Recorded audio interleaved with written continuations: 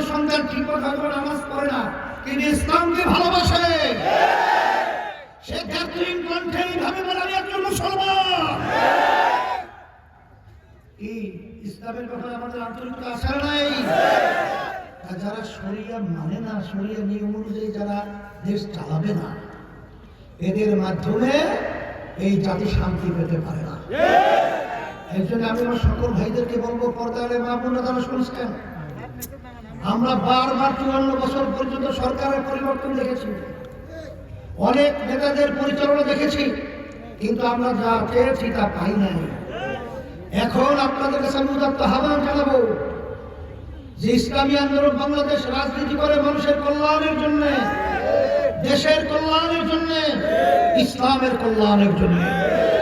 আপনারা দেখেছেন যে ইসলামী আন্দোলন বাংলাদেশ কখনোই ক্ষমতার জন্য, এমপির জন্য, মন্ত্রিত্বের জন্য তাদের নীতি আদর্শ কখনো কারো কাছে বিক্রি করে নাই, বিক্রি করে নাই।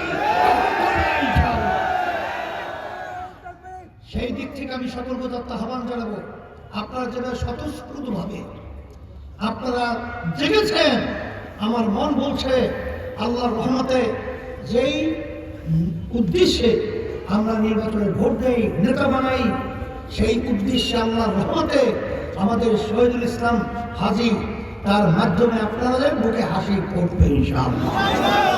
সেই লক্ষ্যে আপনাদেরকে আমি উদাত্ত আহ্বান জানাচ্ছি। বারবার ভোট দিয়েছি, আল্লাহ বাঁচায় রাখলে আরো দেব। বিশেষ করে আমার যুবকদেরকে, নতুন ভোটারদেরকে বলবো, তোমার ভোটটা প্রথম ইসলামের পক্ষে বাক্সে হোক। আর ইসলামের পক্ষে বাক্স বর্তমানে একটাই, সেই বাক্সের নাম হল ইসলামী আন্দোলনের বাক্স, হাত পাকা প্রতীকের বাক্স। আর কোনো বাক্স কিন্তু নাই।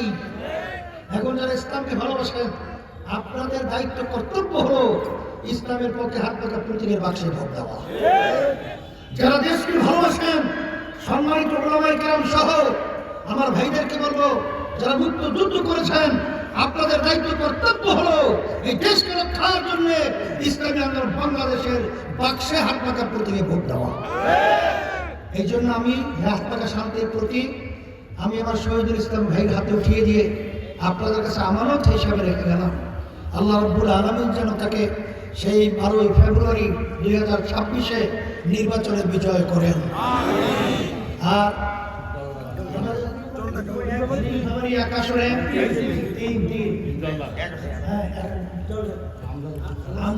তাকে আমরা হাত পা ঘাটতে উঠিয়ে দিয়ে আপনাদের সামনে আমরা তুলে রেখে গেলাম। আল্লাহ কবুল করে। ও নীলফামারী 1 আব্দুল জলিল ভাই, তাকে ডোমার ডিমরা, তার হাতে উঠিয়ে দিয়ে আপনাদের সামনে আমরা তুলে রেখে গেলাম। আল্লাহ কবুল করুন। আমিন আমিন।